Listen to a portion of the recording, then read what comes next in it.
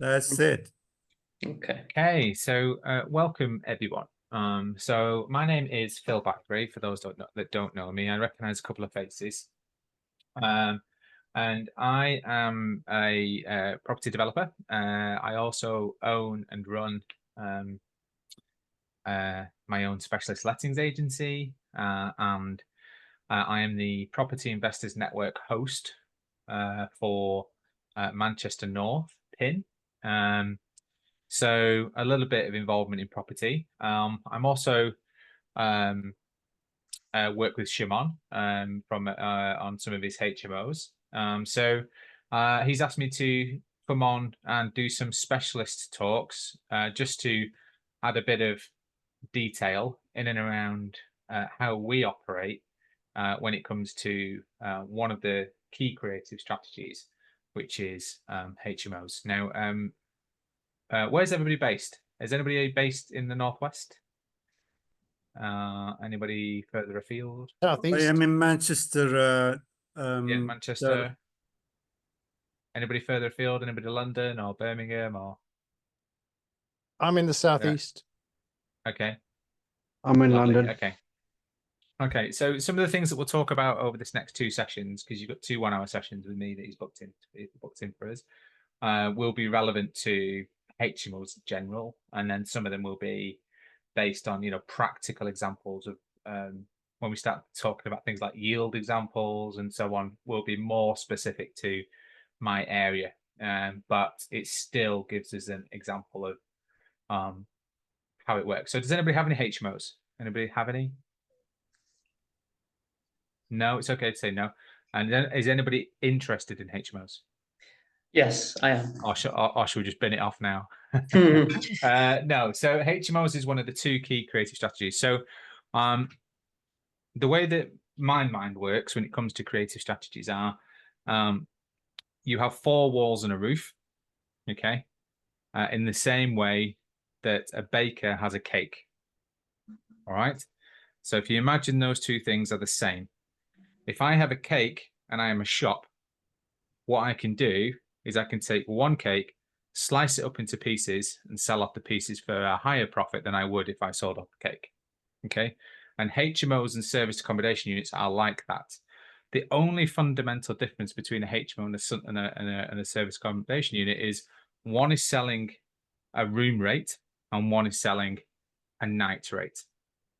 Okay, so what you're doing is you're taking that 4 walls and a roof and you're doing something creative with it. So they're 2 of the key creative strategies and 2 of the most popular creative strategies within the property environment. Other things, such as lease options, exchange to delays completion, lease option just to buy, purchase lease options, are ways to secure property to then apply creative strategies to them. So they're contracts to secure those properties. That's where my mind sits. So if you want to know more about things like exchange delay completion, purchase lease options, Shimon's already teaching people about those. I've also done all of these things. I've got projects now which I've done these things on, and so on. But ultimately, they lead to one of those 2 creative strategies, which is either it ends up being a service accommodation unit or a HMO unit. So as I never know how to pronounce your names. It's Sayan or Sarak? Jihan. Jihan. But Okay. it is stuck somehow. People call me Sihan, but the correct version is Jihan, Turkish name. Yeah. Jihan, very good. Was asking before, how are my projects going? Yeah. Just to add a bit more credibility to that, is we have 8 projects that are now live and 2 in planning. Just to give you an example as to how our property is going, and they're all either flats or HMOs. That's what we're doing. Okay, so what we're going to talk through today is the first stage of our 5 stages of which is dedicated to HMOs. So if you have questions, there's not that many people on the call, so normally I'd say,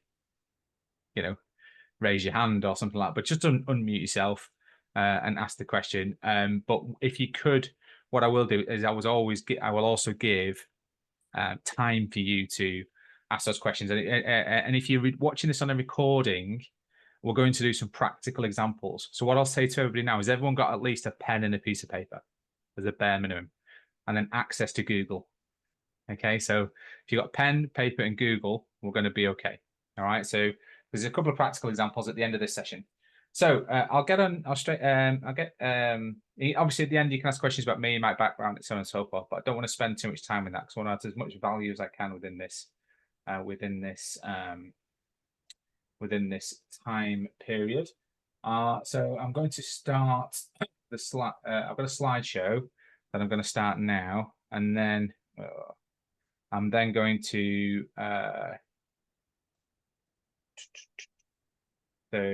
I'm going to stop at the right times and just give you the opportunity. So I'm going to disappear off your screen. Does everyone see my holding screen now? Are you seeing the right one? Yes, I see it. Yes, PPB on the left and Invest on the right. Lovely. So PPB is my development company, and Invest is my multi-let property management company. So what we're going to talk about is I'm just going to fire through these things. So HMOs. So there's 5 stages, and you can catch up on YouTube as well. If you ever go to our YouTube channel, which is Property Portfolio Building, we actually have talks on there that just repeats this stuff anyway. But if you get this recording as well, so it's obviously a bit more private. So there's 5 key elements: space, light, and rights. When it comes to doing development, it's the first stage to understand before you actually go out and waste your time on viewings that aren't relevant to what you're trying to do from a strategy perspective. Location. There's only one thing you can't do with the property, and that's move where it is, unless it's on wheels or stilts. So if you've got a caravan, obviously that's caravan. Finance, you have to play a game, right? Finance is a game. You need to treat it like a game. Ayesha, you okay? You're side on now. You like keep moving around like a clock. So finance play. So we play a game of 2 halves. Now that will be the commencement of the next talk. Ready, step, go is getting ready for our build programs, and then the final thing is work, live, and play. So the final thing is what tenants actually want. So if you've never run a HMO, you don't know what a tenant wants. When you have run HMOs for some time, you get used to what tenants are actually wanting, and what actually makes you money and what actually just costs you money. And I've got lots of stories about really inventive things that people have put into their HMOs, which are an absolute nightmare to manage, and they never should have done it. They should have saved their money. But we will talk about through those things too, and that's in the next session. Okay. So objectives for this session are for space, lights, and rights are have a basic understanding of dwelling standards, understand planning versus licensing as 2 separate topics, know how to read a floor plan effectively. I know that sounds like it's a basic thing, but honestly, by the end, you'll understand what I mean and why it's important. And then avoid wasted time attending unnecessary viewings. So who's been to viewings, got there and then gone, I don't know what I'm doing here. This doesn't work. This isn't going to work. Yeah, everyone's been there. I still do it now. In fact, I've outsourced it to one of our team now. So we have an admin, sourcing admin, which is actually my wife, right? So she's brilliant, but when she gets it wrong, it's a nightmare because how do I tell her off? No, it's a genuine question. How do I tell her off? Has anyone got any ideas? Because I have no idea how to tell her off. But she does take feedback graciously, in fairness. So I'm quite lucky in that respect. Okay. So we're going to crack straight on. So first thing and foremost, space standards. So has anybody actually looked at the space standards for flats and HMOs? Does anybody have an idea of what these things look like? Yeah, go ahead, dude, please. Yeah, I normally read through the amenities requirements that the council has first. Great. That's a great start. Anybody about flats? Anybody thought about flats? I know that 1-bedroom flats have a 37 square meter minimum. Okay, so yeah, there's two separate things, and they actually link to each other, and that's what a lot of people don't realize. And it's coming up more and more, especially if you're going for things like planning required HMOs. So if you're going for sui generis or something like that, which is 7 occupants or more, the actual national space standards come into play, and I'll explain that in a second. So for a flat or a dwelling, this isn't just flats. I put flats at the top, but It's because I don't do houses, but it's for a dwelling, right? So it's a dwelling house. So you got the column. So the number of bedrooms, number of bed spaces. Okay. What's the difference between a bedroom and a bed space? One relates to the number of rooms. The other one relates to the number of Beds. potential occupants, right? So they say bed spaces, but it's potential occupants. And that comes really important when it comes down to, as Graham was saying a minute ago, the amenity standards of the local authority. Okay, so who said 37 square meters? That was me. Yeah, thank you, Ari. So 1-story dwelling for one person, for a one-person bed space. One-person bed space. People get this wrong all the time. Is a 37 square meter. Can you put a double bed in there? I guess not. No, you can. Absolutely, you can. Because the difference is here is there's a difference between what is in planning or a national space standard and what's a practical application of that space standard. Because this is not a licensed environment. Okay. The difference in a license is it's the number of people. So you could put a double bed in there. 2 people could live in there, no problem. But it's how you build it. Why do you think there's a 37 square meters and a 39 square meters in a 1-story dwelling, but no other bracketed sizes? It's a really small, insignificant fact that very few people know. Does anybody know why that is? No? What do you think might be 2 meters in size in your house? I mean, I know that the difference is wardrobe. because of a shower versus a bathtub, Exactly. Perfect. but I So don't know the why difference. they don't do the same difference for the other. Exactly. So you can have a 37 square meter with a shower, but you can have a 39 square meter with a bath. There you go. So if you put in a planning application in and you've got a 37 square meter one, don't put a bath on the plan. That's the basic rule. Okay. So number of bed spaces on the number of bedrooms, bed spaces, and the number of stories. Why is the number of stories important? I guess you lose space to the staircase. Yeah, absolutely. So 1-story dwelling for 2 people, 50 square meters. 2-story dwelling, 58 square meters. That's actually quite a big significant space difference. And 8 meters is a big space when you're trying to work within the boundaries of the confines of a normal place. Where does this become really, really important, do you think? When it comes to flats or developments, it's when it's things like above shops. Yeah, so if you're going to put 2 flats above shops, or you're going to put 1 dwelling above shops, shops can be quite tight, right? And then you've got to find these spaces above. So we talk about permitted developments in a little while, permitted development rights in a little while, but these space standards, when you apply them to those commercial developments, become really, really important, because it's very, very rare that you'll find one that fits exactly what you need.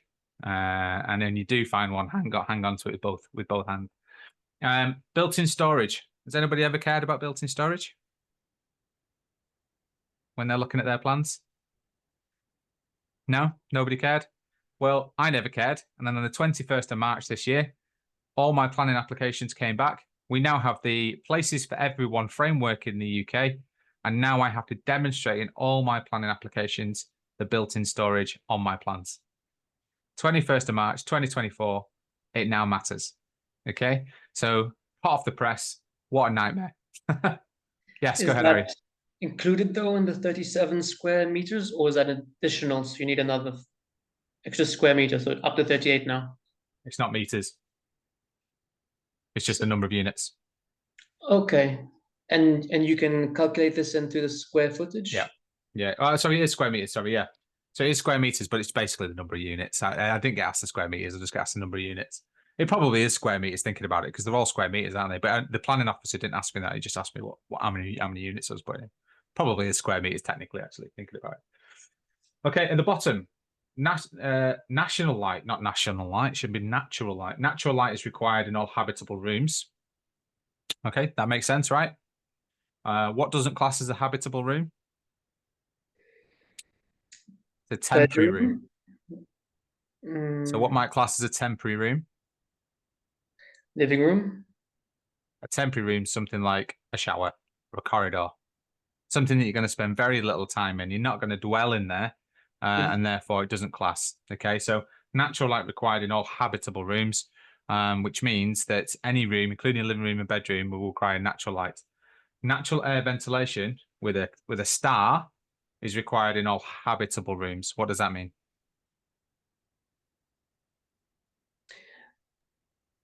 You need a window. Yeah, well, you need something. Doesn't have to be a window. But yes, you are right. You do need it. Yeah, window is a good example.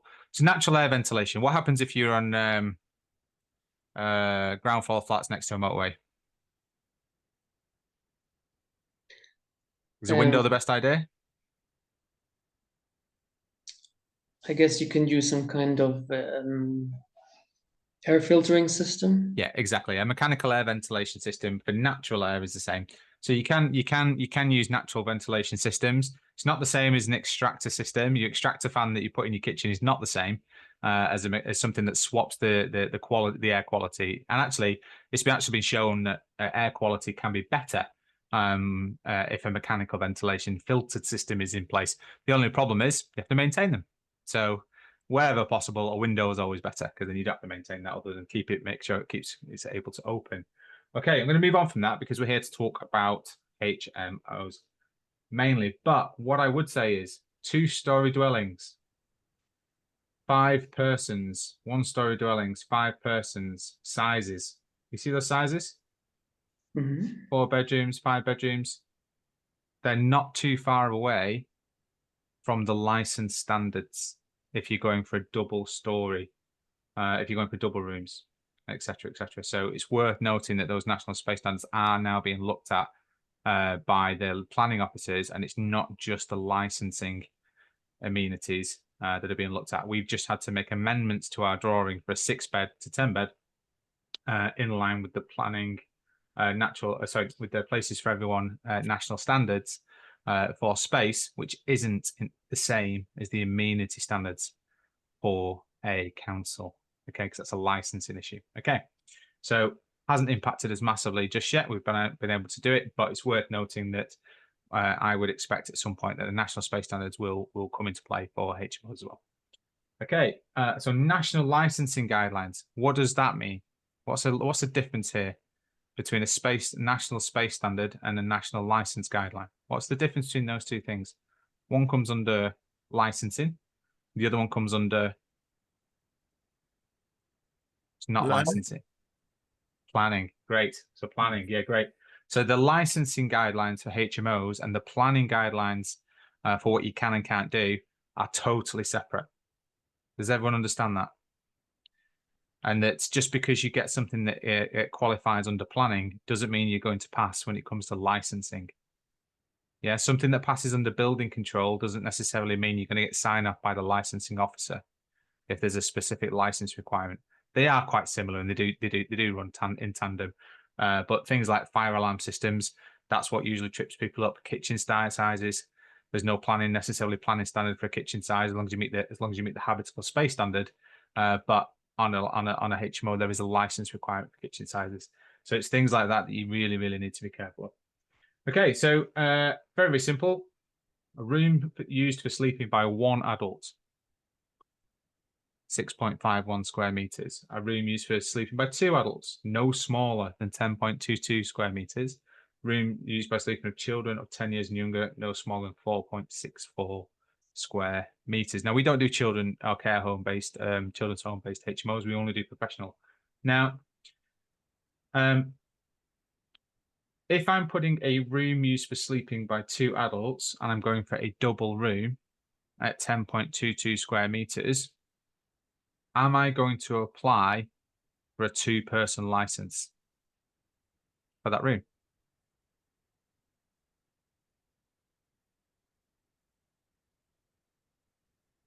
Because if I've got a room that's 10.22 square meters or above, am I going to go for a double occupancy for that room?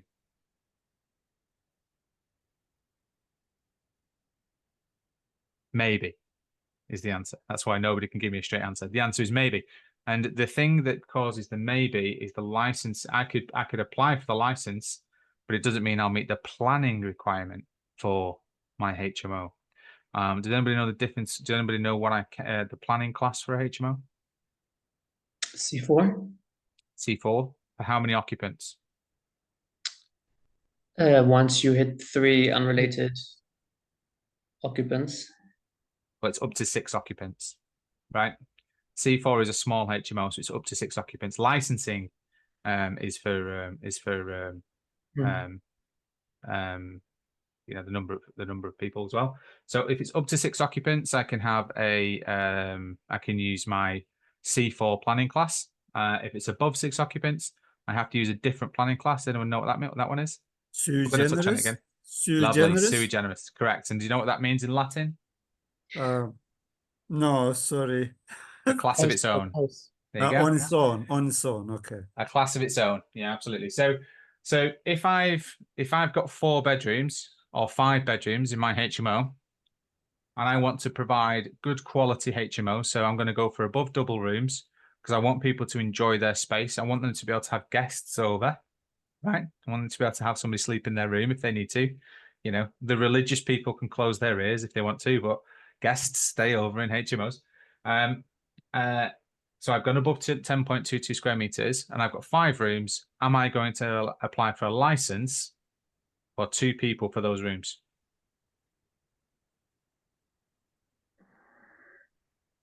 Under No, the because they're C4 not under the regular C4 class. guests. The answer is no. And the reason is no is because I've got 5 rooms. And if I applied for double occupants, how many occupants would that be? 10. It'd be 10, which Yeah. comes under sui generis. So I cannot therefore use my 5-bed HMO as a C4 class HMO because it would be a sui generis HMO. Wow. Even though it's still got the same number of rooms. Okay. So Even if it is temporary visitor temporary affair, visitors is fine. that's fine. Okay. If it is Temporary permanent. visitors is fine. Yeah. Okay, Temporary visitors is fine. Okay. Why would you ever want to make it complicated and apply for a double bedroom? Okay, so if I've got a 22-meter double room and I have 5 rooms in my HMO, why do you think I might be able to apply for that extra? If I've got 5 rooms at £600 a month, but I've got one 22-meter room, what do you think I might be able to charge for that room if it was double occupancy? I guess you could charge more for the room. Yeah. Exactly that. Exactly that, because it allows couples. And it is actually a prevalent thing because at the moment with the cost of living crisis, especially in some really, really high density locations, people are wanting double occupancy rooms. Okay, so the next paragraph, which is the most local authorities paragraph, is the one that trips everybody up. It actually says that's the most commonly misunderstood part of the process. I'm going to give it you in as simple as possible. Up to 5 occupants, traditionally, you are allowed a kitchen diner of up to 11.5 square meters. Okay, up to 5 occupants, as long as, and you don't need a separate communal space, as long as the rooms are double size in their standard.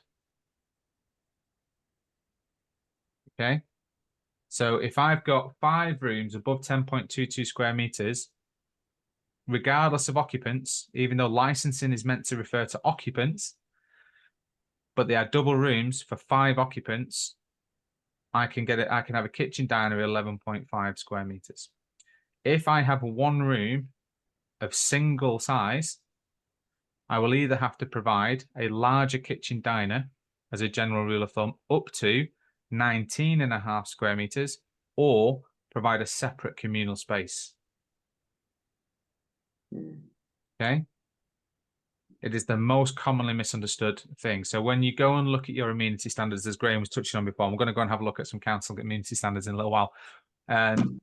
It is the most misunderstood part of HMOs is the kitchen and amenity standard requirement, especially when you're looking at a floor plan, because you think, oh, well, I'll just have 1 9-meter room. But that 1 9-meter room means actually you then have to have another 7 meters to 8 meters in your communal space requirements for losing one meter in a bedroom. That makes sense? Yeah, okay. It does. Ceiling heights. Do you think all councils have the same ceiling height requirement? No, no. different. Some places must have shorter people than others. So 1.9 to 2.3 meter room heights. So some must just be old Victorian towns because 2.3 is pretty tall. And then, but you can never, pretty much as a rule of thumb, count anything less than 1.5 meters as floor space. So where does this become the most important item, do you think? I think you gave us a Lofts. hint. It's lofts, right? The loft. Yeah. So when you look at these rooms, it says, oh, it's got a loft conversion. And that loft, the worst case is, the worst one, the one that wastes the most amount of your time, is going to see one that you think is going to be a 5-bed, all-ensuite HMO with that lovely 17 meter square meter loft room conversion. And then the stairs are in the middle of the room. They've counted it wall to wall. And then 1.5 eaves gives you about 2 meters. And that's it. Looks great on the photos, terrible in practice, but you won't get the license for that. So it's something that you really need to look out for.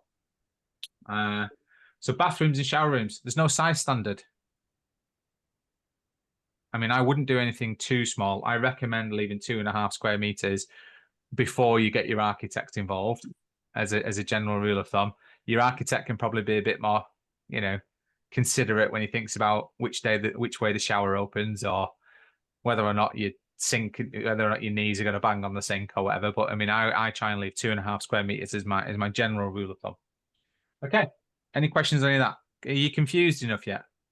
You have to watch it back, we are right? You have to watch actually it back. Phil, the Manchester does Manchester have a certain standard? You said ceiling we'll talk about it. 1.9 We'll talk about and different 2.3 areas.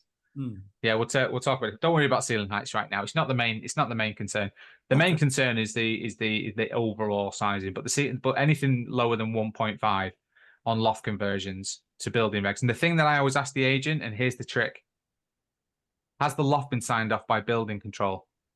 The loft conversion, because if it hasn't, there was no requirement for somebody to do that if they're just doing an internal configuration. And if it hasn't met building regs as part of the sales process, then there might not be enough loft space for it to become a habitable room from a licensing perspective. So you're probably best off leaving it as like a children's playroom or something. Okay. Yes, Abby, you were going to ask a question.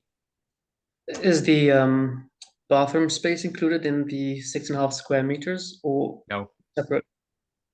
No. So your bathroom space is not included in that floor space requirement. It's not included. Okay. Right then. Phil, Moving just on. one more Yes. thing. These numbers really so precise. I mean, is there any leverage when you come when the inspector comes? If you are short a couple of centimeters, or what, would they decline, or is there any flexibility? Okay, so because it's being recorded, I'm going to say there's no flexibility.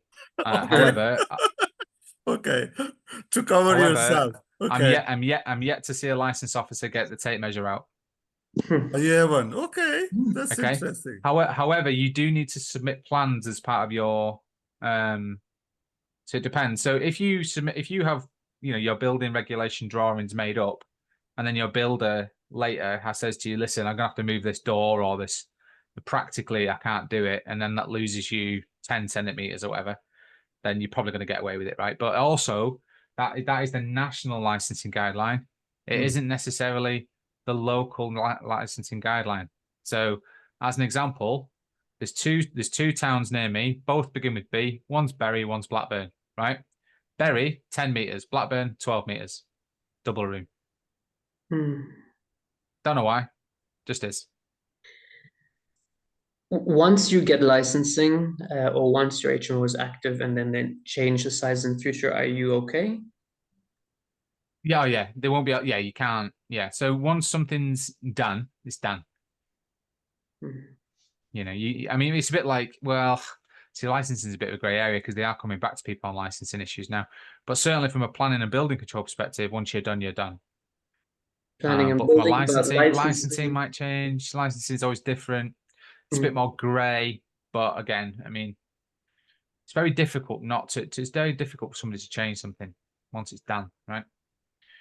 Right, okay. So this is what we're trying to do. So once we've understood space, what comes next? It's on the screen. Light. Light. Yeah, nice. Glad someone picked up on that. Yeah, great. So after space comes light. So once you understand the floor space, you need to be able to provide habitable light. So how many windows would you need for a 5-bed HMO? 5, I guess. Plus the Plus The for living room. communal rooms, living room. kitchen, bathroom. I am not quite sure. Do we need the natural light? I don't think a bathroom does. Kitchen doesn't either, if I'm not mistaken. Phil, you are teasing us today. Really, we are. So in that middle paragraph, Yeah. most kitchen and living spaces, these rooms need good natural light. Yeah. Okay. Bathrooms, shower rooms, no size standard, but normally allow 2.5 meters. No light required. Well, Okay. light's required, but no natural light. Obviously, you're not going to let them shower in darkness, right? Yeah. So somebody said it there before. So every bedroom and then one for the communal space. So if you've got one communal space and 5 bedrooms, 6 windows. Yeah. That's your minimum. So as we go around this property as a whole, 1, 2, one on the left side, but at the bottom there, one on the top, large window. There is one just cut off to the right of that ground floor. So there's 3 on the ground floor. Then you've got your door at the front. Then upstairs, you've got 1, 2, 3, 4, and 5. So there's 8 windows. So I know if I'm going for either a 5-bed or a 6-bed HMO, that there's going to be enough. It should be enough windows. So even if I have to cut out and put steel in throughout my whole property and have to reconfigure the whole thing, I'm going to have enough natural light. And why am I worried about natural light and not putting in windows when I'm considering a 5 or 6-bed HMO? Can anybody give me any answer to that? Why am I worried about the existing openings and not creating new ones? It is difficult to create new window. Well, it doesn't necessarily mean you've got a permitted right to do so. You might yeah. have to put a planning application in. Hmm. Okay, and time kills deals. So not all windows can be put straight in under a permitted development. So when I look for my 5 and 6-bed HMOs, which is what we do as our starter product before we get into planning regulations, I look for opportunity to use existing layout windows and doors as a minimum. At the front of most houses would require some kind of planning. At the back, there are some permitted development rights, and you would have to get to know those. We're not going to touch on all of those individual minutiae today, but yeah. So room sizes. How big was a double room? 10.22. Yeah. Okay, 10.22. How much did I say to leave for a bathroom? A minimum 2.5. Minimum 2.5. Great. So now we're up to roughly 12.72 to maybe 13. Let's say 13 is a nice round number, 13 square meters, right? So 13 square meters per bedroom. And then how big for a kitchen space? Kitchen diner for let's say it's a 5-bed, just to give you an example. It's around 11. If, 11 and a half. Yeah. 11. Okay, so if it's 5 times 13, add 11 and a half. Who's got their pen, paper, and calculator at the ready?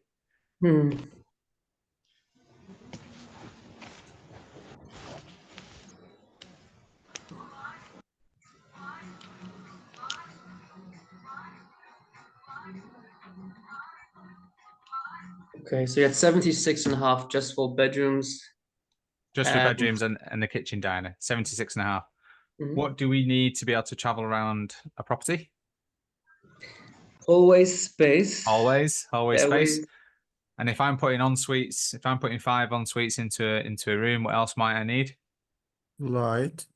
Utilities. So I'm going to probably need a water tank and utility cupboard and things like that. So generally speaking, I'm looking for at least 15 meters for staircase, utilities, probably 20 meters as a minimum. So if it's 20 meters plus that number, where am I up to? 96.5.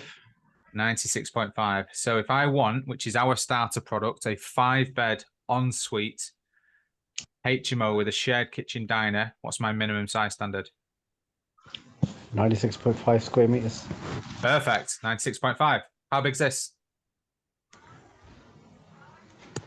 You got about 100 there. Yeah, great. I don't know whether you can make it out actually, but so let's scroll in. Yeah. Ground floor 50. First floor 50. 100. So how many rooms am I going to get in this? Maximum You'll get your Five. 5. 5. That's it, yeah. So 5 rooms. So this is what we turned this one into. So this is a live example. This is a 5-bed all ensuite HMO. So 100 square meters sounds a lot. It's not.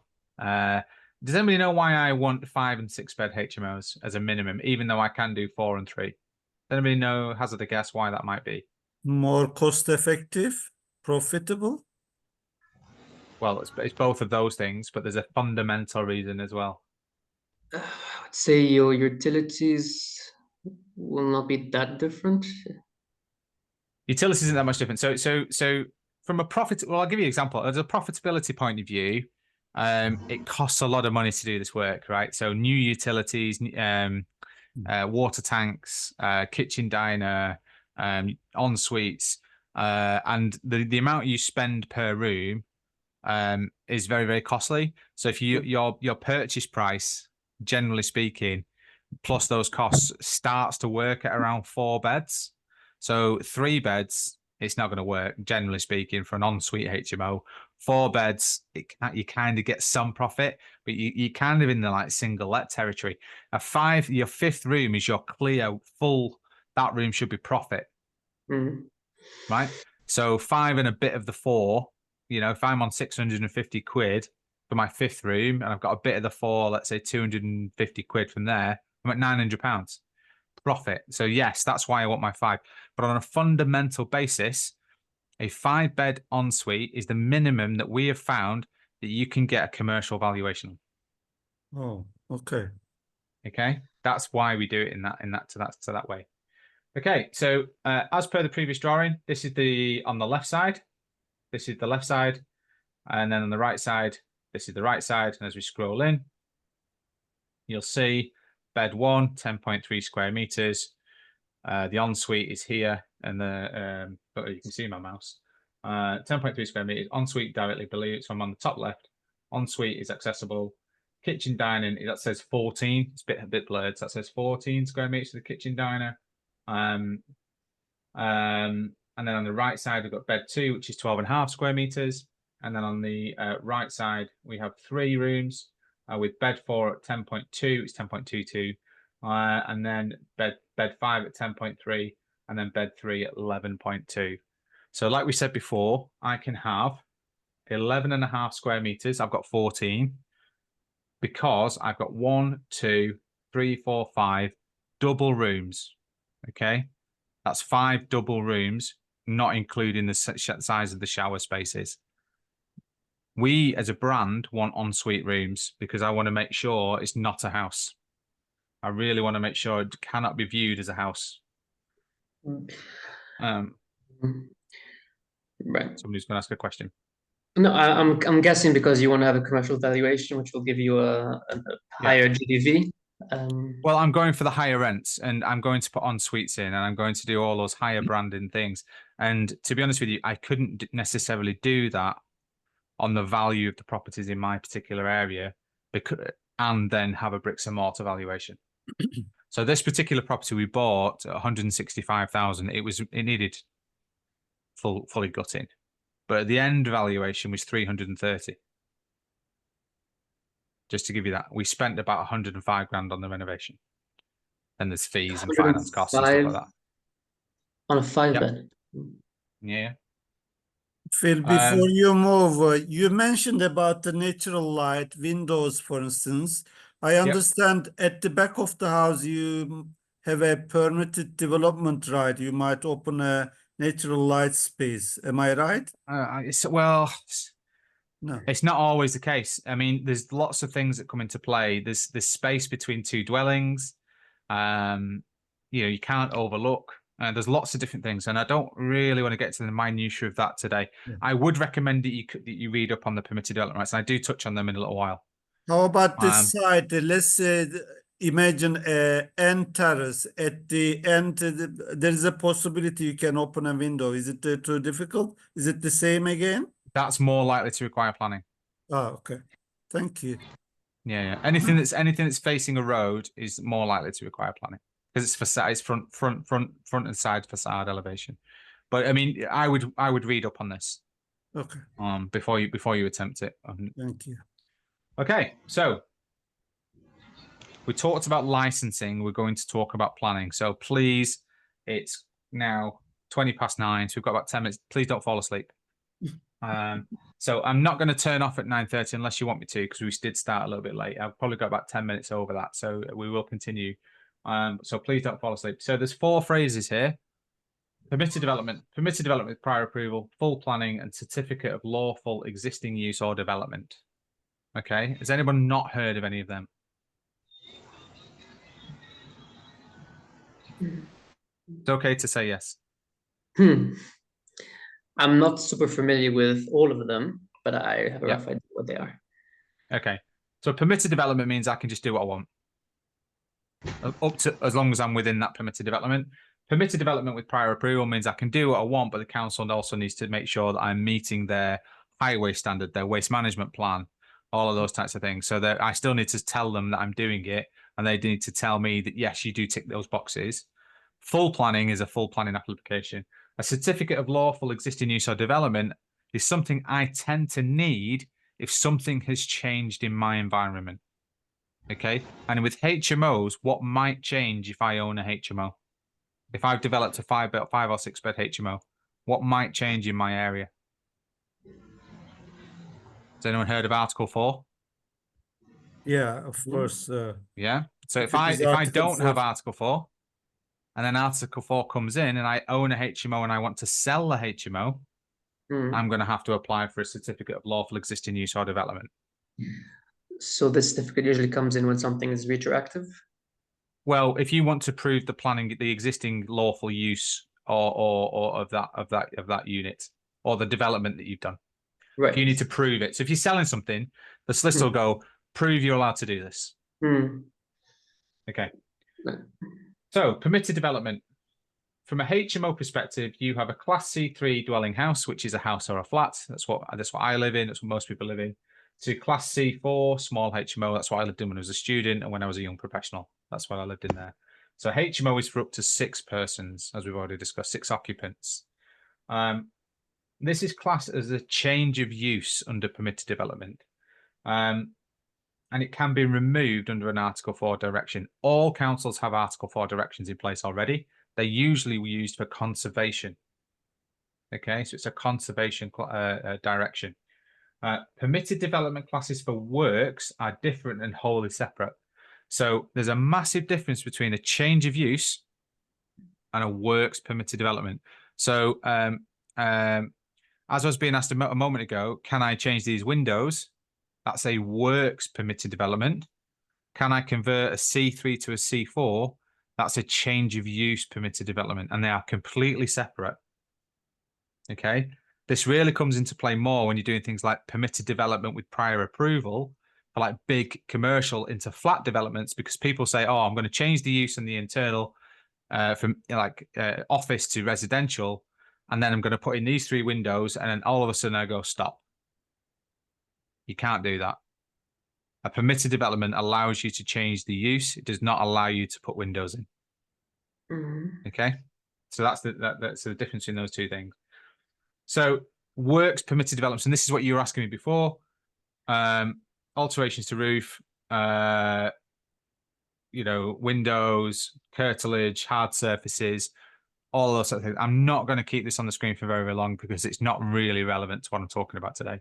But just to give you an idea, use class, permitted development for works separate. This is just a demonstration. Okay, I'm going to move on. I know there's questions on this. Go ahead. Yeah, is this permitted development specifically when you want to go from C3 to C4? That's change of use. So C3 Yeah. to C4 is a change of use. So I'm no longer using my house. Everything stays the same in terms of the facade. Everything stays the same in terms of doors, windows. This is works. From So C3 to C4 or just in general, I can do these things to my property. Oh, okay. Okay. Yeah. Okay. So if I want to put a roof dormer in, or I want to put this and that and the other, you know, because like quite often you've got permitted development to put a dormer on the back of your house, but not the front of your house, etc., etc. So, and there's changes to those coming in, and it's a whole different ballgame. So it's a whole different conversation. Okay. So let's look at permitted development with prior approval. So we talked about this before. So there is the Litchfield's Guide to Use Classes, which I'm going to show on the next few screens. I would recommend you download this PDF document, Litchfield's Guide to Permitted Development, if you're interested in doing flats or commercial to residential conversion. So permitted development, PD, with prior approval, PA. Okay. So permitted development with prior approval normally refers to a change of use classification, not a works permitted development. Okay, it's not works. So it doesn't give you the right to change anything, just gives you the right to use it in a different manner. Okay, so if it's an office, I can use it as a flat. Doesn't give you the right to put a new window, 2 new windows and a roof extension. Yeah. The prior approval checks are the same checks that the planning office will do if you put a full planning application in, except for traditionally public consultation. And they would have to prove that you are not doing something correctly. So the biggest one that comes here, you see a row of shops. It's got road running across the front and across the back. I'm going to change that use. I'm going to put it all into flats. Where are you putting your bins? There's nowhere for your bins because you can't leave them on the pavement because that's not your land. So therefore, you have to then create a waste management place within the curtilage of your building. And that's one of the key things that catches people out as an example, because commercial waste, you can get someone to collect that. Residential waste, you have to provide waste management facilities. Okay, example of where that falls down. You are still required to submit a planning application. It's not full permitted development. You still need to put your application forward. So I'd still recommend a planning consultant. And this really comes to commercial to residential and C3 to E to C3 or E to C4, which is commercial to HMO or E to sui generis HMO, all require E to C3 you can do under permitted development, but E to C4 or sui generis is not a permitted development with prior approval. You need a full planning application. So just a note on use classes. I don't want to spend too long on this because it is a whole other session. The key ones are on the right side, dwelling houses C3. C4 is use of a dwelling house by 3 to 6 residents as a house in multiple occupation. On the left, since 2020, there used to be lots and lots of different use classes. Now, a lot of the commercial ones have been lumped under Class E. So shop is now E. Financial services like accountants, now E. Cafe, restaurant, now E. Office, now E. So there's lots and lots of different ones that we can now use as E that you would see as in your general high street. Your general high street use commercial things. And why that is important is because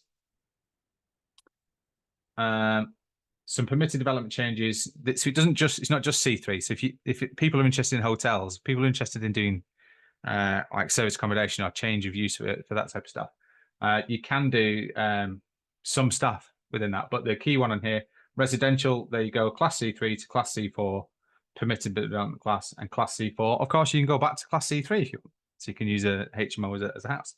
At the bottom there, those bottom two. So there's a few there that you can use as well. But the big one is this. So Class E, commercial business and service, permitted permanent change to C3, subject to prior approval. And then there's a couple of different classes. There's MA and there's G.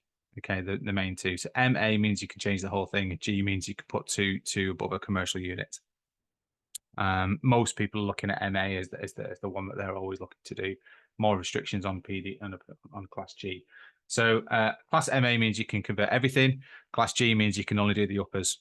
That's generally how I'll explain it. So you keep the shop at the bottom and two uppers as an example. If it's 3 uppers, you need to use MA as an example. So that is your commercial to residential. So when if you're excited about commercial to residential, this is what you're talking about, Class E to C3, and it's only a change of use. It's not works. Works is separate. Works requires planning class. So as an example, we're doing a mill conversion at the minute to high-end flats. So that is E to C3. And we have put in ahead of time a facade full planning application for 2 new Velux windows, a new door and a new window. So that's 4 minor changes. It's a full planning application. It takes us 3 months to do. They've all now been signed off. And then we're putting a second application in for our permitted development to change the internal footprint to the flats based on the fact that we now have all the light requirements to be able to do our flats, because we've already got the planning application approved to do so. So that's a little thing about why these things are important. Okay, don't want to spend too much time on that again, because it is another whole session. If anybody's interested in learning more about those things, we do site tours and you can come and ask us as many questions as you want. Okay, location. The only thing you can't change in a property is where it is. Now, this is the thing that gets most people. They change something from one class to another class. This house is massive. It would really suit a HMO. It's in the middle of nowhere. There's no employment. There's there's very little transport, and they spend lots of money. I had one last week ring me, a well-known company near us who doesn't care about people's money, just took the guy's money, converted this property. He's had 1 tenant in 6 weeks. He was asking if we could let his property, and I just said it's not in a HMO location. I can't help you with my agency, I'm afraid. So you've got to be really, really careful on this. So there's 2 key considerations. There's a big difference between a flat and a HMO when it comes to this. Some work in both locations, but some work better in others. Really, really simply, HMOs are mainly high cash flow properties. Flats are cash flow and capital gain, but they're not as high on cash flow as a HMO. You're not making as many pounds per square foot. So HMOs, generally high density area with great transport links and shops and amenities. I've lived in 3 HMOs. I didn't drive. I lived in a flat. I drove. Just to give you as a general guide. You don't have to worry too much about HMOs, about driving when you're in HMOs. A little bit more consideration when it comes to flats. It's not necessary under permitted development with prior approval, but at the same time, I would still consider it if it was my money. So flats, really simple. HMOs, I'm looking for commercial valuation. Usually that's my area. If you've got a high bricks and mortar area and you've got really good residential values, you might not need commercial valuation. You might be okay with your bricks and mortar valuation if you get it cheap enough. And then flats, this sounds really simple. You should be looking where the residential pounds per square meter is higher than the residential pounds per square meter in a nice area close to a town or a village centre. It really is that simple. So some areas around me, the commercial pounds per square meter can be as low as £100. The residential, and in nice areas, and the residential pounds per square meter can be as much as £250 per square meter on a conversion. My conversion cost can be anywhere between £90 and £100 per square meter. So what that means is I've got enough margin there to do the works. Yeah, and that's really how you're working those things out. There's a couple of websites there, Build Partner and the Homeowners Alliance, that can help you with like renovation costs, breakdowns. They can help you with pounds per square meter if you're doing extensions, that kind of stuff. It's only a guide and it's only averages, so you're still going to have to do your build stuff, but it is a good idea. So we're going to focus on HMOs. So location comes to Article 4. Okay, so Article 4. In my area, Greater Manchester and Trafford Council are full Article 4 restrictions on HMOs. Part of Salford is Article 4, ready to be fully Article 4 by November 24. But all towns, as I mentioned before, have some Article 4 restrictions for heritage locations on facade and original features. So that's conservation areas. So those 2 maps on the right show me where I can do my permitted development HMOs.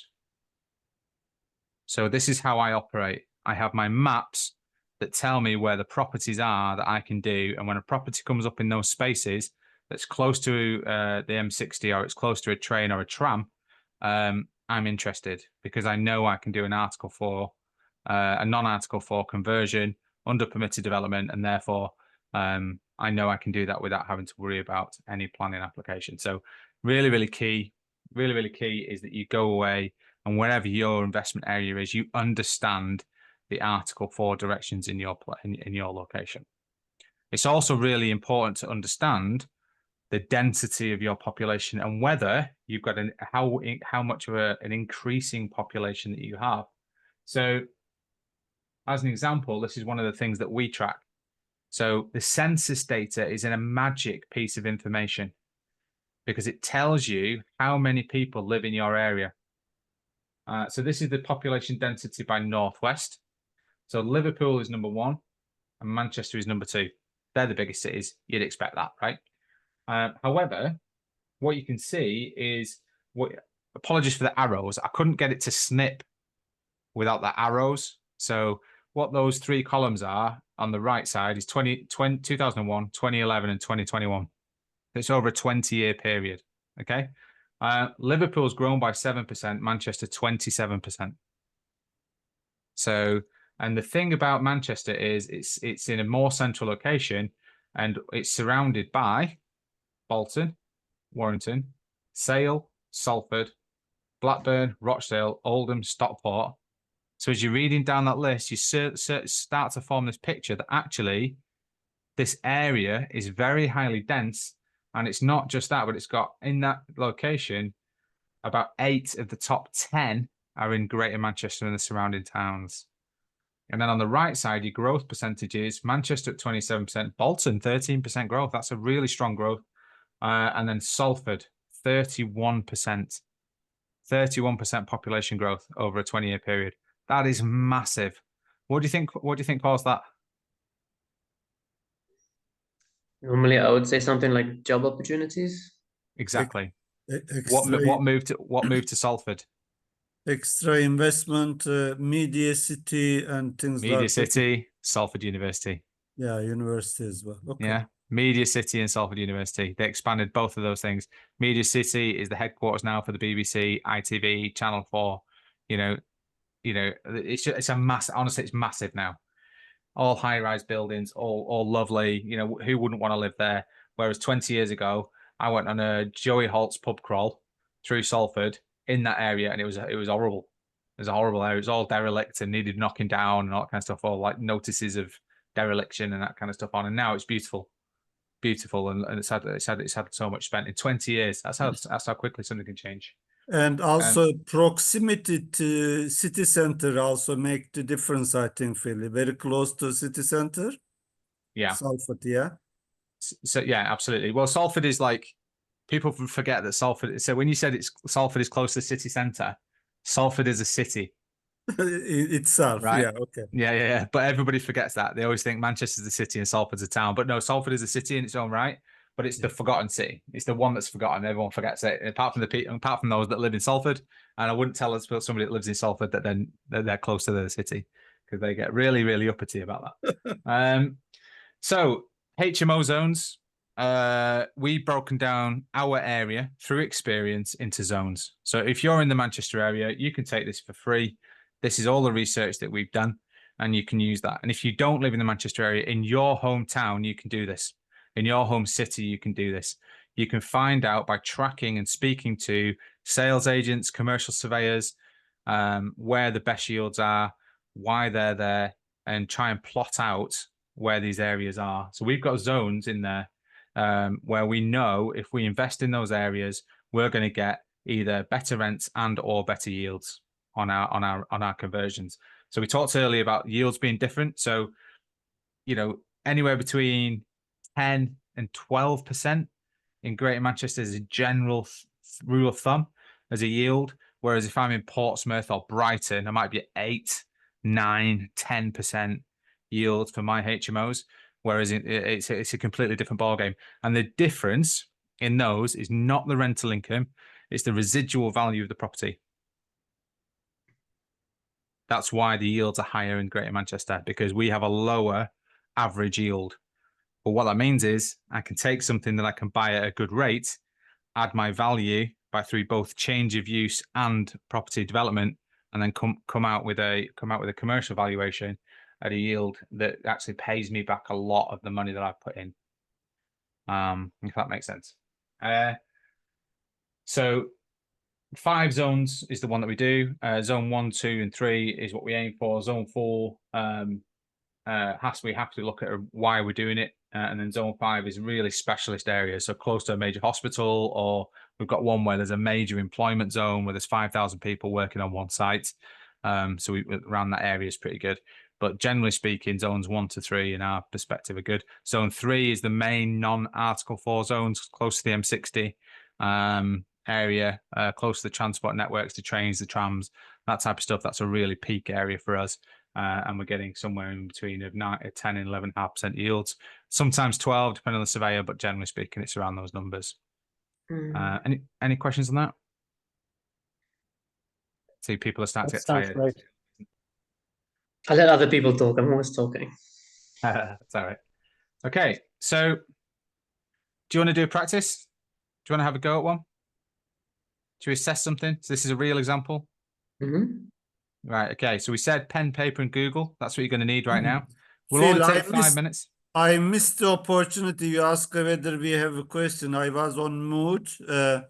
And just these zones are quite interesting, I think. Very good, really, very helpful. Concentrating on the towns outside Greater Manchester, like Bury, Bolton, as a strategy, does it make sense? Can you explore it? Is it a good idea? Yeah, so as an example, we've just had a 5 and a 6 bed HMO in Bolton Town Centre. So the 5 bed I think we bought at 160, and the 6 I think we bought 190,000. We've added the value through both change of use and the development to make it all en suite rooms, and they're very town centre located. So that's where I draw the line really in the towns. It has to be there, right in the centre. And we've got really good value. So on our 4 bed and our 5 bed, we've got 340,000 as a price. And I think the residual values of houses on that street is around 170 to 180. So they really do value the yield, the rental yield there. And then on the 6 bed is in a slightly better location. So I think they're around 200 grand as a value. But we got 380 on that. So 380 on the 6 bed. So yeah, I mean, does it work? Yes, it does. Yeah. If you do it well, The value nearly doubled, isn't it? Take away the cost, obviously. Yeah. Good. Thank you. Yeah, we're anywhere, just to give you an example, we're anywhere between 65 and 75,000 pounds a room as a valuation on average. Okay. Sometimes slightly higher if you get premium, really premium villagey areas. So let's practice. Okay, so here it is. It's unit, corner, 2 front doors. Bit weird. Why has it got 2 front doors? Confused the hell out of me when we did it, but there we go. Used to be a corner shop. That's why it had 2 front doors, but it's been used as residential recently. I'm going to give you this, the floor plan. Okay, I'll put this back up on the screen in a minute. And these are the questions. What do we know? So here's your postcode, M24 4PQ. So I want you to Google who is the local authority. The property is being sold by auction. The property has been used as a residential premises. Okay, so what do we need to know? Who is the local authority? What are the local authority room needs? What is the maximum number of rooms I can make? What is the planning status, and what is the best strategy, and would it make a good HMO? So I'm going to tell you the local authority room needs are the standard national standards, so 10.22 square meters for a single room, for a double room, 11.5 if it's a 5 bed, 19.5 if it's a 6 as communal standards. Okay, so M24 4PQ. I'm going to give you 5 minutes to answer those 5 questions. Rochdale. And I'm going to give you the floor plan again in a second. I Rochdale is think correct. Rochdale Authority. That is correct. Yeah, Rochdale.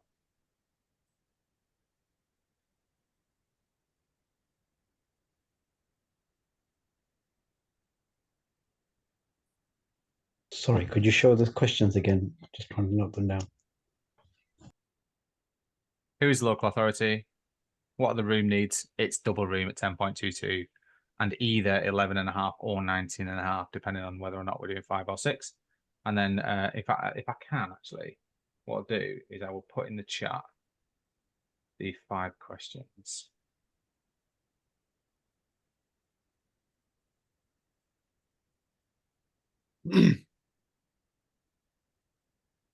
So I'll put the room sizes back up. I'll put that, sorry, this back up. And I'll type in the box the questions. Authority, what are the room needs?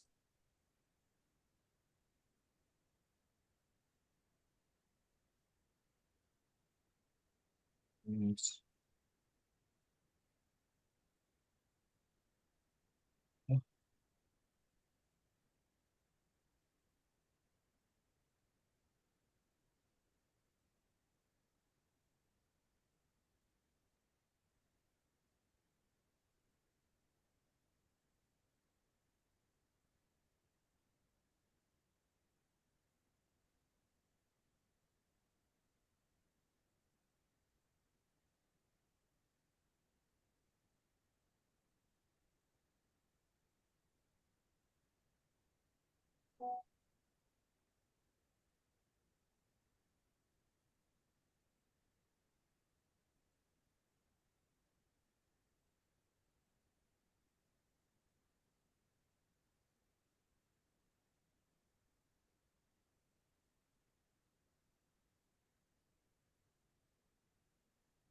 So the front door is actually at the top on the left side. Front door is the top door, and the second front door is on the left side. It's the workshop.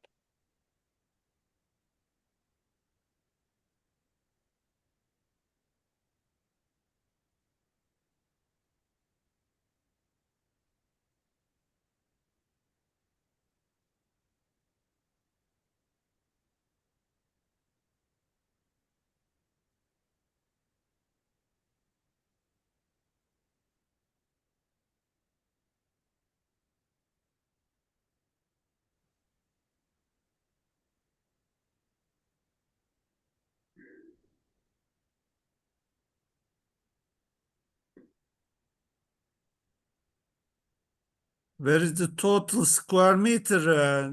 Do we have to calculate ourselves? Add up, Phil?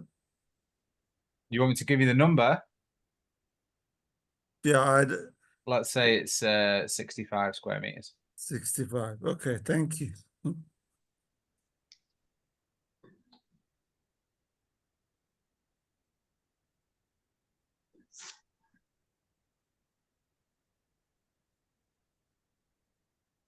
Use that as a guide of both floors. 65 each.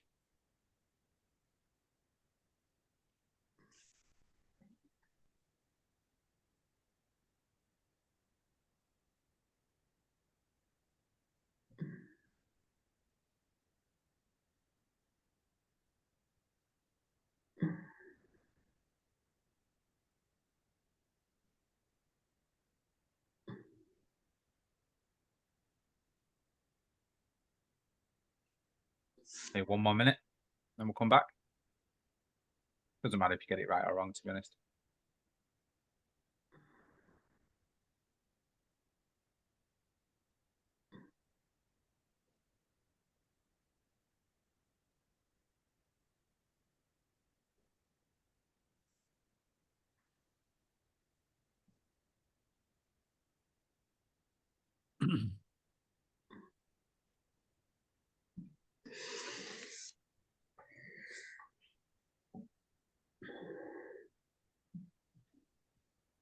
So if you're doing this on the recording, you can press pause now if you want more time, because I'm about to give the answers.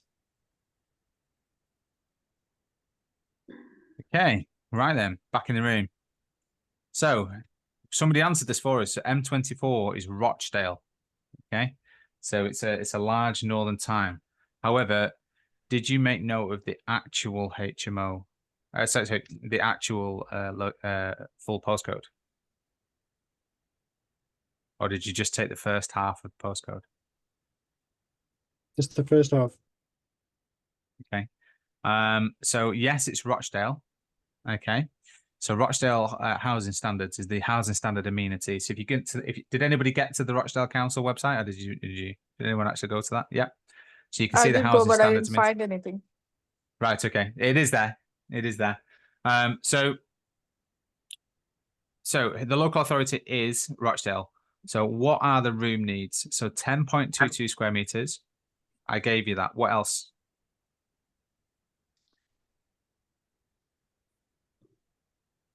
Bathroom size?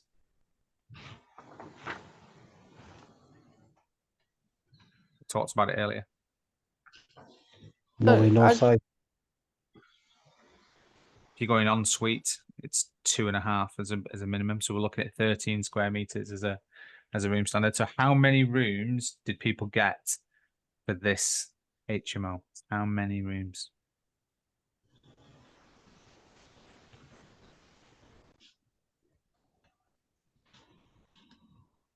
You can't go wrong here, by the way, because we got it wrong. So you can't go wrong. Hmm.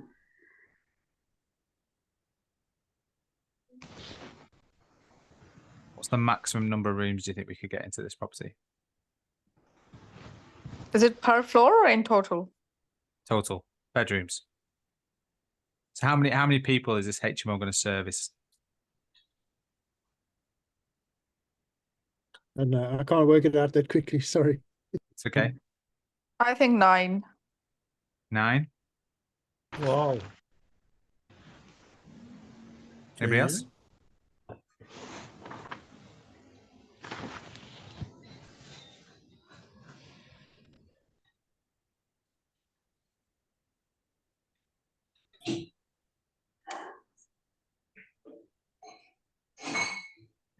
Anybody else?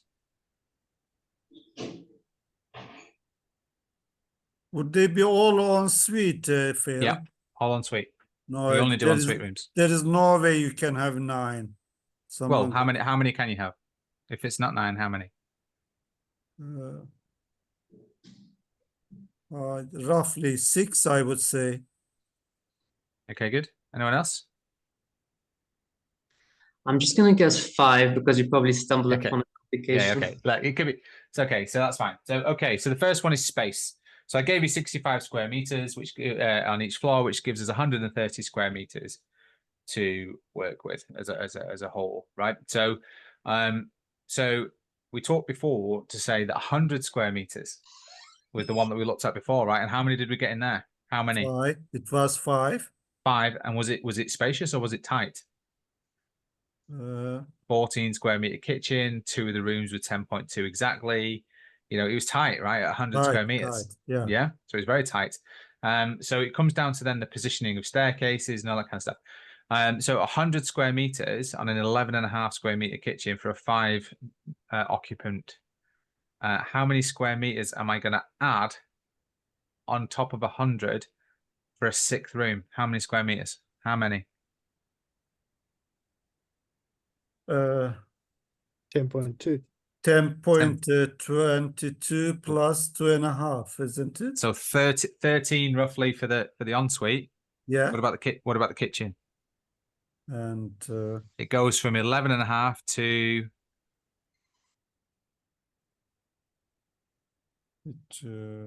19.5. 19. Okay. Okay, because it's no longer 5 people, it's 6 persons occupants, right? Yeah. So that big jump takes us from the 100 square meters to that was tight to 120 square meters for the sixth bed as a minimum, and then you add on a few meters for corridor space. So let's say you add 5 meters for additional, corridor space. We're at 125 square meters. How big is this property? Was 65 times 2, 130. 130. Okay. So what is the maximum number of rooms we're going to get into this property? We have already 10. 6. We don't have we don't have enough space extra for bedroom. 6, Exactly. yeah? Exactly. Ole, 6. I got it right, Phil. Yeah, you did. You did. Yeah, you did. However, we did try for 7. Yeah, okay. This was very early in our developer days, so we actually put a planning application in for 7. And the way that we tried to get around it is by putting an 11.5 square meter kitchen, and then putting 2 kitchenettes in for the additional 2 rooms. Okay. And the council said, no, you can't do that. You've got to have the separate kitchen communal space. So they wouldn't allow the kitchenettes to take up that additional 8 meters squared. So we did eventually develop this into a 6-bed HMO. So the other questions were, so Rochdale, the local authority needs were, as discussed, and the maximum number of rooms was 6. The planning status, what was the planning status if I'm doing 6 beds? It's non-Article 4, so Too generous. just do it. Yeah, no, it's permitted. No. You don't need to normal planning. Yeah. Sui generis. We applied for sui generis for the 7, got knocked back. So we just went straight ahead with 6. Would it make a good HMO? Excuse the spelling mistake. Yes, even though it's Rochdale, and people, this is a big learning moment here, right? So if I stop the presentation and I put into, let's say, just a general. So if I go to M24 4PQ as on a map, and I share this, go M24 4PQ. It's Middleton, which is in Rochdale. However, there's Rochdale. Yeah. There's my property. It's closer to Manchester. than it is to Yeah, Rochdale. it is even better. Okay. So I advertise this as a Manchester. When I go to actually look at it from a tenant perspective, I don't look at it as a Rochdale property. That's only from a licensing and a planning perspective. And because I know, therefore, it's non-Article 4, I can go and put my property there, and I can benefit from it being right by the M60. There's all these sort of like big shopping districts locally, and then I can get into North Manchester General Hospital, which is the big general hospital in the area, which is a mile away. But more importantly to that, I can get into Manchester from that area within 15 minutes. So I live in North Bury, so I'm up here, and that's still commutable for Manchester, right? So if I'm in a HMO, and there's loads of parking in that area as well, or lots of off-street parking, it's a quiet neighbourhood, it's right by the M60, and it's close to Manchester. Do you think we struggle to rent these rooms? No. No. Yes. But the benefit, no, we don't struggle. We don't. The benefit is that we get it in the Rochdale district. Okay, so it's non-Article 4. The Article 4 boundary is that line there. Oh, okay. Yeah, so that's the Article 4 boundary, which is the M60. That's where Manchester takes over. So we are probably about 60 meters away from the Article 4 boundary in that location. So we do not struggle. So those rooms have been rented out. With the big, we've got one big double upstairs room, 18 square meters, and that's rented out at £745 per month. And all the other rooms are at £695 or £675 per calendar month for those rooms. The property we purchased at 175,000. We spent 120 on the refurb. The revaluation was 390,000 based on that property. And the reason I give you that is because we've had it valued in the same way a Manchester, a more central property would be valued, because it's within 1.5. It's within a mile of other properties that serve the same purpose, but we've benefited from local knowledge and it being really close to the M60 and not quite in the Article 4 area. So there's a HMO around just on this road here, which is inside Article 4, and that's roughly the same price. Yeah, does that make sense? Yeah, it does. So good example. So yeah, so as a rule of thumb, to take away from this, a 5-bed property, if you're going for the double ensuite rooms, then you're looking at probably a 100 square meters, and a 6-bed double ensuite, you're probably looking at around 126 square meters. Okay, so to wrap up, the objectives were have a basic understanding of dwelling standards. Do you think we've achieved some of that? Yes, we did. Do we have more information to hand now that we can take and tackle the market if we're interested in HMOs? Planning versus licensing. It's a difference between those two things. We know the Licensing difference standards and now. means standards. Yeah. Mhm. Know how to read a floor plan effectively. Not So, really. I want when that you go- to be touched again. The floor I planning. will watch anime. Yeah, I will So- watch the video again. So we have a second example. So we will do at the start of next time. We can go straight into an example if you'd like. So we have a second example Yeah. that you can take away. So how to read a floor plan effectively. If you're looking for a 5-bed, how many windows? 6. How many 6. square meters? 100. Do we like loft rooms? No. No. Okay, those types of things. And then avoid wasting time attending unnecessary viewings. So, and the reason how we get around that is it Article 4? Yes or no? Is it going to be a 5 or 6-bed HMO? If it is, do we really want to be doing planning? If it's going to be above that, then I'm going for sui generis, then you could be a bit more adventurous. But if it doesn't fit those standards, it depends on your brand and what you're trying to achieve. If you're happy with bricks and mortar, and you're not bothered about it being 6 rooms with shared bathrooms, that kind of stuff, because you're in a high residential bricks and mortar area and people don't mind sharing bathrooms, that's great. For me in my area, we want ensuite rooms to make sure we can differentiate between what is a house and what is a commercial HMO. And therefore, that is the differential at a 5-room minimum standard, all ensuite HMO. We do not get commercial valuations on 4-bed all ensuite HMOs. We can't get them. So 5 is the cutoff. So to avoid wasting time, 100 square meters for our 5 beds and 126 square meters for our 6 beds. And that's how we avoid wasting that time when we are reviewing those properties.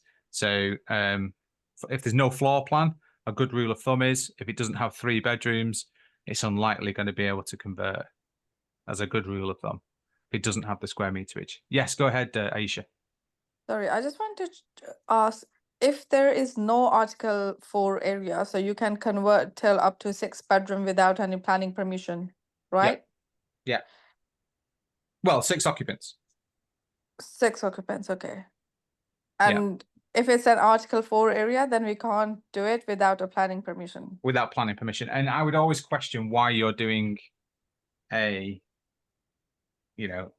Article 4. why are you doing that? Yeah. So if you're in okay. if you're in an Article 4 area, it's been brought in for a reason, and normally that's to respect and protect the housing population in the area for families. That's generally what it's for. In London, all the boroughs have the Article 4, so there is no Yeah. possibility of doing the HMO around. Well, there might be, but each of the boroughs has its own planning office. And I would speak to the planning officer about what they're trying to encourage when it comes to these types of properties. So, for example, it could be that they don't want any low-grade HMOs, but if you put in a planning application for a higher-grade HMO, an ensuite HMO, that they may be more accepting to that. So I did a planning committee meeting. We had 17 objections for sui generis application in a local authority recently, and it was unanimously voted through. There was not one councillor who stood up and said, I don't want this. It was unanimous. Everybody said, no, it's fully ensuite. It's going to be a high standard of a co-living experience, close to the Metrolinx, exactly what we want as a diverse housing stock in our area.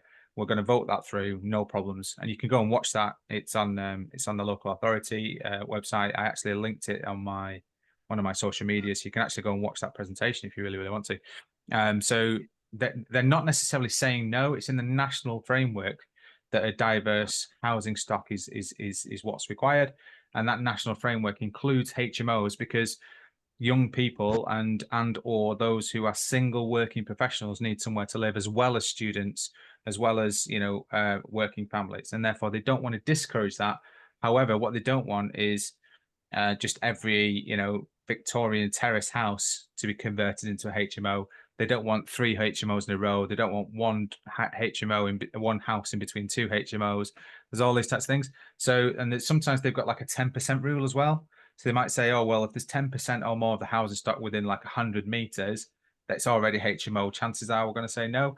But it comes down to the planning office. And I tell you one thing that they're really keen on is if you're converting uppers, or you're converting something above a shop or above something like that to a HMO, they're quite often very supportive about that. Because generally speaking, if you're doing that, that commercial zones are quite, you know, central normally, you know, so there's easy access to amenities for people, and they quite like that, you know, generally speaking. You know, we've had several commercial ones just go straight through, you know, not even had any objections, because if it's commercial, who's going to object? Greg's aren't going to object to me putting a HMO 3 doors down as an example, whereas, you know, Dave, Sandra and his kids might object to me putting a HMO next door.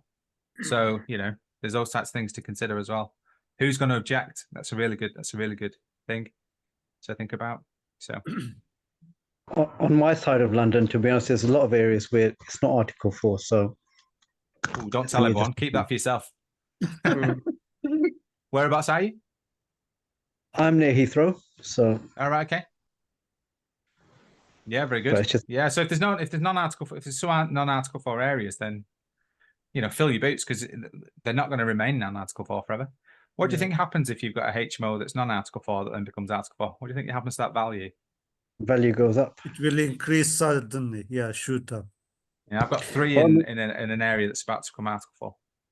Is there any good map for Article 4 areas in Manchester in particular? I am struggling. They are not very clear boundaries, Phil. Property filter, for instance. Are you happy with that one? Yeah, property filter's pretty good. Yeah, it's pretty Yeah. up to speed, to be honest with you. Yeah, I would say property filter's good. The only thing it doesn't get is the one that are under notice. Yeah. So for example, parts of Salford are under notice right now.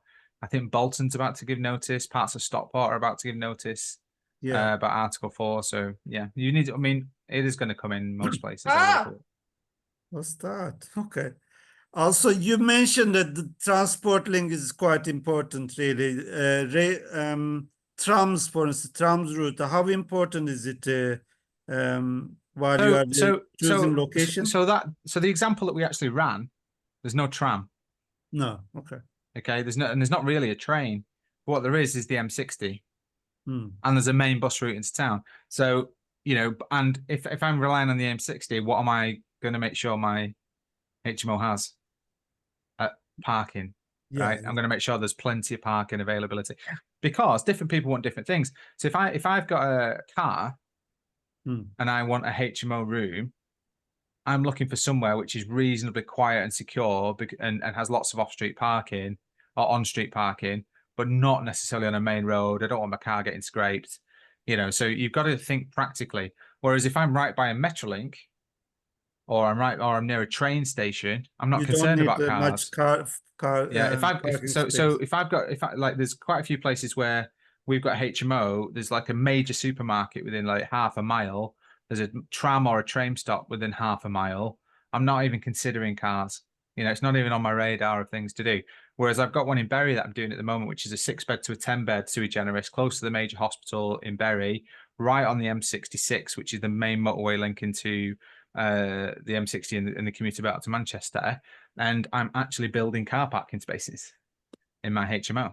I'm actually putting in those in, and electrical chargers, because it's going to be people who are commuters. So your tenant, and this is what tenant, we're going to talk about this in like next time, which is that what do tenants actually want? And it's thinking about those practical elements of if I don't have a tram stop, what do I have? Because if I don't have any of those 3 things, no tram, no train, no parking, I'd be asking myself why I'm doing that. Yeah. Is it just because I can fit it in and it's a good price? Because if it is, I'm probably going to lend myself into a bit of hot water. Sure. Cool. All right. So I've gone way over. So I tend to do that. You're not rude if you'll just leave, by the way. I don't mind that if I talk too much. But hopefully you've taken a bit out tonight. Yeah, hopefully I'll see you next time. If you do want to come to Manchester, or you are in the Manchester area, you want to come and see our projects and we talk through them, we do discovery days, so you can come. And the next one is in May, and I think it is Friday. I think it's the 10th of May in the morning. So if you want to come, we always do at least 3 projects, and then we have a lunch afterwards. So if you're interested in doing that, you can come to those things and just spend some time with myself and my business partner Tim, who's a project manager of, with 18 years experience, who does all our scopes of work and build processes and stuff like that. And we're going to talk a little bit about that next week. But yeah, so if you're interested in doing that, and I will remind people next week that that's available. But yeah, hopefully you've enjoyed it, and hopefully we've done something practical and you've learned a few things, even though it's quite tiring for I don't know what night we're on. Is it Monday only? Oh my God, it's only Monday. All right, I thought it was about Wednesday. But thank you very much. Any final questions? No, that's all. I enjoyed it. It was tons of values, really. I am very pleased. I am glad you It's came. not. I quite liked it on a small scale basis as well. It's been nice to talk rather than just say, "Don't ask any questions." Yeah, it was great. It was very interactive, really, like a family. If you have big group, you want to have this chance, I guess. Yeah, yeah, it was no, good. absolutely. Yeah. Yeah. And don't forget, we host the PIN in Manchester North. So if you ever want to come to the PIN meeting, you can meet Yeah. all our team, all that kind of thing. So you can meet our project managers and our lettings team and stuff like that. You're welcome to come. It's on the first Thursday of every month. So if you like attending PIN events. However, I get that if you're in London, you probably get a nosebleed if you go above Birmingham. I get a nosebleed if I go below Birmingham. So I don't expect people to travel that far. But yeah, so if you are in the area on that first Thursday, please do come. You obviously can come as my guest on the first one anyway. So, but yeah, all right. Anything just else? ask, Any final thoughts? will you be touching upon kitchenettes, like when you might have them in a? Well, in I'm a room touching and on stuff? kitchenettes. Mhm. Yeah, so I can give you my thoughts on kitchenettes, which is don't do it. But yeah, I mean, kitchenettes have a value in for certain reasons. So if you're looking are you thinking about local authority strategies on 1-bed rates and stuff like that? Just I thinking was because thinking about that as well. Yeah, so when I've seen if you are considering local authority strategies and you are looking to get a 1-bed rate per room, then yeah, I would be looking at kitchenettes. If I'm not doing that, then all I'm doing is increasing the chances of fire in my HMO. So I would probably look at not having them unless there's a reason to do so. I mean, a kitchenette can be just a coffee station, right? And a sink. So you can put some amenities into these things, and if your space standards allow, so if I'm doing 5 rooms with kitchenettes, I could have probably done 6 rooms. So if the value of the kitchenettes hasn't increased the rental income for that 6th room, my question is, why are you doing the kitchenettes? There's got to be a balance, right? So if you've got a super pimped out kitchen with air fryers and everything that everybody wants these days, because nobody uses an oven anymore, in microwaves, air fryers, and pot noodles is what I think most of my HMO tenants live on. Steamed rice steamers, wherever they come from. Yeah, I mean, realistically, we don't necessarily put kitchenettes into our HMOs as a standard. If there are a 3rd floor room or something, and there's a question mark over whether or not a license might require some kind of a tea station or a break station, I might put it in.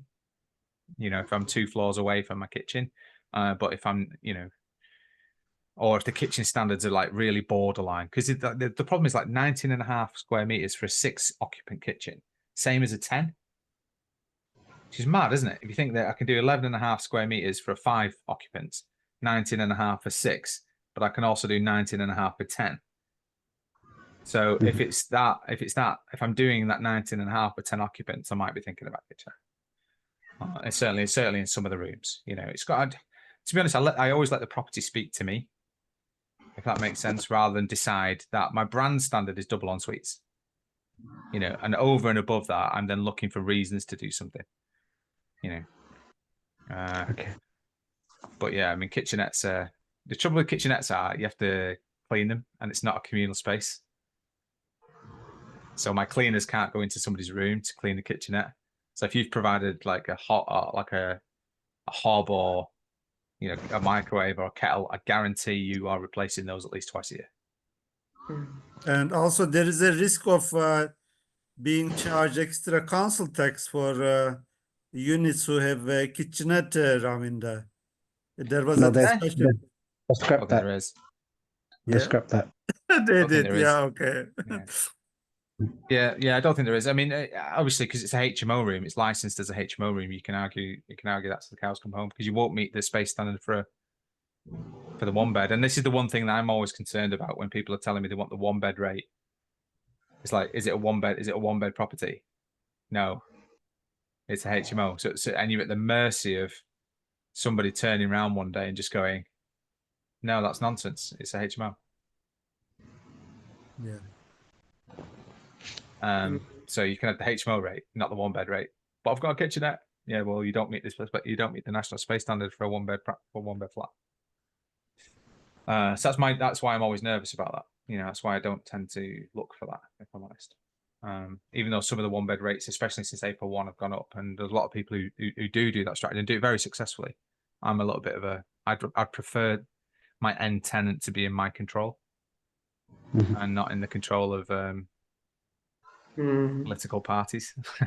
Okay. I'm conscious, obviously, you're running late. So, but is it maybe the next session? Would you be able to comment on when you choose something for a HMO as opposed to service accommodation? I assume you do both. So, yeah, I don't have any service accommodation. I do HMOs and I do single lets.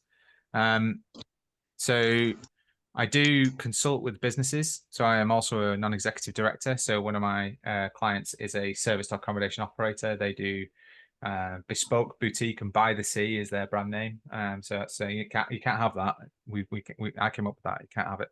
And they do nothing but service accommodation. So I know the industry inside out, but I don't personally do it. So why do I not do service accommodation? Well, this is where me and Shimon differ slightly, right? So Shimon's like, just do property and then let the property tell you what to do. But I'd rather just be an expert in one area. And that's what we do, professional standard HMOs. Shimon is getting out of a SA business anyway, converting all of them to single let flats, I guess.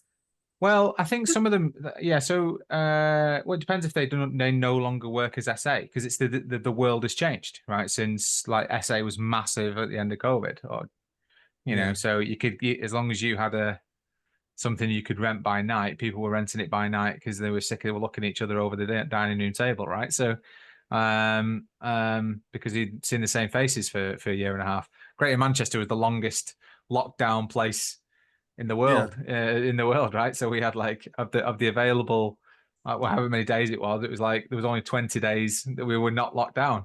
I don't know what it was. Maybe we just can't keep our hands off each other or something. I don't know what it was that kept us locked down longer than everyone else, but we were. And I didn't even know I lived in Greater Manchester, by the way. I thought I lived in Lancashire.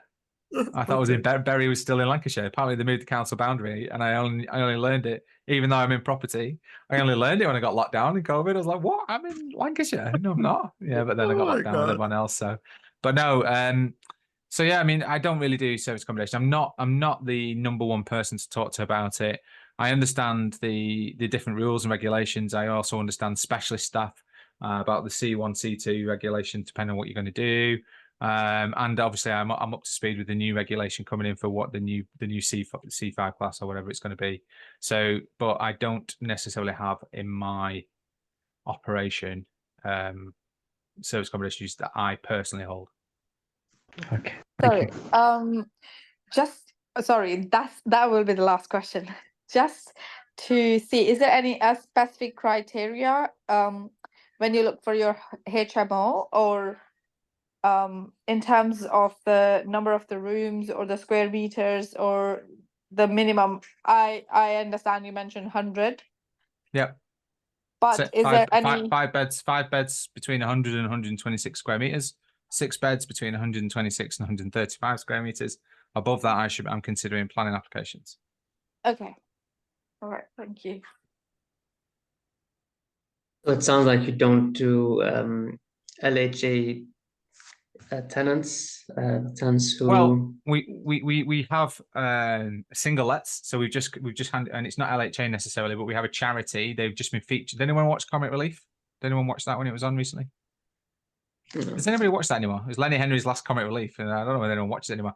But we've just done a block of 15 flats in Lee, which is in Wigan, in the north, just to the north of Manchester. It's actually, that is in Lancashire, and we have just handed that over to a charity called The Brick, and they are a supported living based charity tackling homelessness and alcohol dependency. And they've helped over 80,000 families in the north, but they have a specialist homelessness operation that they try and tackle. And we just handed over those to that. I also have other socially based properties, but I don't have HMOs for social, because like I said, I am concerned about the 1-bed HMO rate, because that's the only way it works really. The HMO room rate isn't good. It's not good. So, and that's my concern, is there is a HMO room rate for shared living accommodation within the local authority framework. So we're relying on the local authorities agreeing to this, and we have local elections in May. And I don't want to be subject to local election political forecasts, political turmoil every couple of years. I just want my property to be an operation I can rely on for the next 20 years or whatever. The net income that you receive from a social housing provider, meaning you won't have all these utility costs and refurb costs, doesn't justify even at the room rate, the HMO shared accommodation. Yeah, I mean, if you, of course, it justifies it. Yeah, of course it does, and it's a completely separate strategy. You have to be really clear on your exit. You have to have the exit set up front. There's not as many lenders that are willing to do it. The rates are higher. You do get a lower rate per month. You might get lower cash flow per month, but overall it balances against voids and maintenance.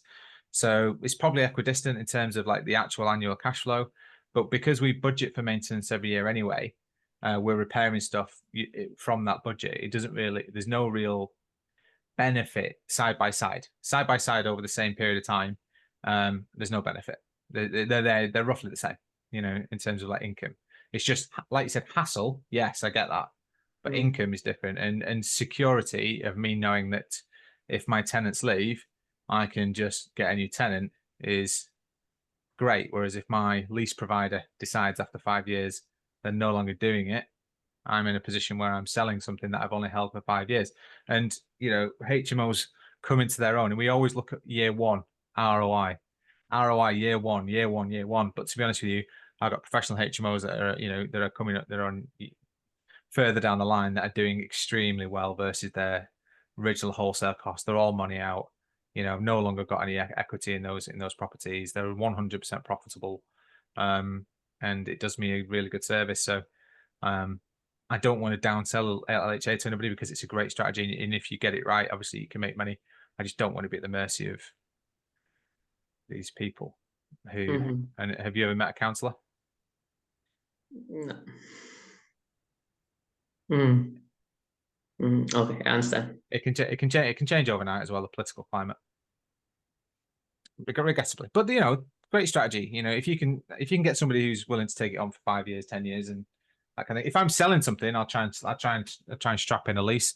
Once property's reached 5 years, if I think, it's probably time to hand over to somebody who I'm not going to worry about maintenance anymore or anything like that. I think it's going to get a bit questionable or whatever. I might everybody's saying it is last question, but we kept you so long. I am so sorry. Yeah. But it's That's so right. exciting. There was one more strategy. Maybe you might touch on. Promise, it is the last one. Apart hotel. It seemed to be very popular. Is it common in Manchester? I just wonder. Yeah. So, have you ever heard the phrase "you're having your cake and eating it"? Yeah. So we talked about the cake at the start, where you're cutting it into days, or you're cutting it into rooms. Yeah. Well, what you're doing there is you're cutting it into rooms and you're cutting it into days. So yeah, I mean, it is good, but I mean, there is a part of hotels. I think there's going to be like really the council are going to come down hard on it. But at the moment, if you can get the right property at the right price and do the right development, it's make hay while the sun shines. until the council stop you from doing it. Some people presenting as a new product, really. It is Yeah. between hybrid between SAs and HMO, I guess. Yeah. Well, it's both, isn't it? It's a Yeah. it's a room that you're renting on a night. So you've taken something, you've split the cake, into your slices, and then you've sliced those again, Again. and then Yeah. you've added a bit of cream, you know. So yeah, I mean, listen, if it's working for people, great. I mean, I don't know too much about it. I just like solid. It's proven. It's there. I know. I can feel it, touch it, taste it. You know. I know what I'm doing. I know the valuation strategy. I know the people. I know the tenant type. You know. I know the builders. I know everything. Right. That's kind of where I'm up to. So Also, it gives you some kind of security, really, certainty, doesn't it? As opposed to, say, for instance, there are dead seasons, slow seasons, high seasons. Really. We don't have in the HMOs these kind of things. well, you know, Yeah. oversupply can happen, in saturation can happen in HMOs. Lots of things that can happen.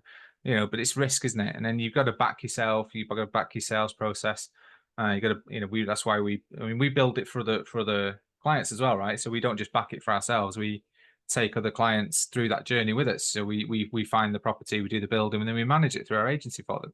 So we're really committed to making all those things really top quality and top performing. So you've got to like really back yourself I've made this decision and I'm going to make it the best of it. So I'm always performing in that top 5% bracket. You know, so if there is a maintenance issue, I've dealt with it. Yeah. You know, if there is a void, I've tackled it. You know, Well so done. it's just making sure that you've got a high performing team behind you, really. Because you know, it's like anything, an SA unit can fail, a HMO can fail. It just depends. I mean, I've bought HMOs that failed in my area, right? And then I've turned around because I know I can back what we do better than other people. You know, I'm not going to, whereas somebody's willing to put up with one tenant that smokes marijuana on a Friday night, I'm not willing to put up with that. So I get rid of them immediately. Social, you're not staying in my property, mate. See you later. Yeah.